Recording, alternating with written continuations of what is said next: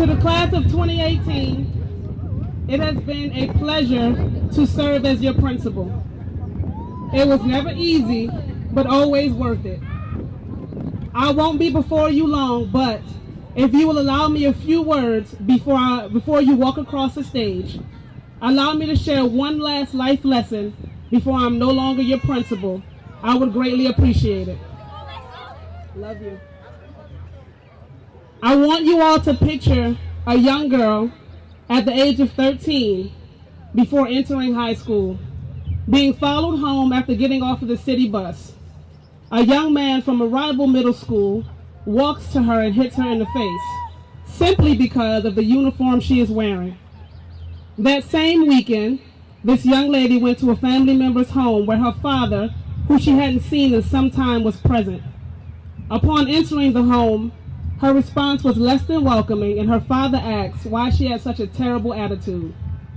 He gave her very little attention for the remainder of the evening. The young lady is criticized in and out of school, being raised in a single-parent home.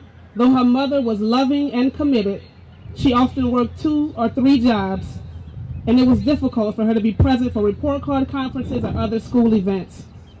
In high school, she hung out with the wrong crowd and completely lost interest in school.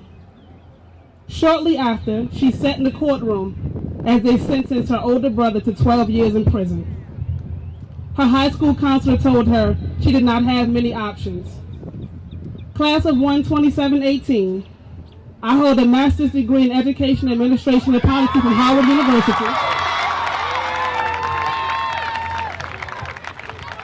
I've done research at Harvard University. Young people, I am the girl in that story. I share this with you because in this world, people will always look at the worst part of your current situation and decide your future. But those people do not matter. People will criticize what they do not understand about you, but those people do not matter. Particularly as a person of color, people will look at your brown and black skin and decide whether you deserve freedom, whether you deserve an education, and whether you even deserve to live.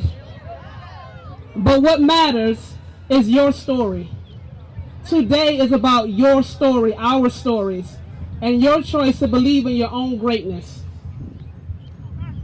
As you walk across this stage, I want you to remember to try your hardest to make good decisions today, because good choices can lead to a better tomorrow. Every day you are writing your own story. You have to make your story good and make your story count. I love you. You already know that. And I'm going to miss you dearly. Thank you.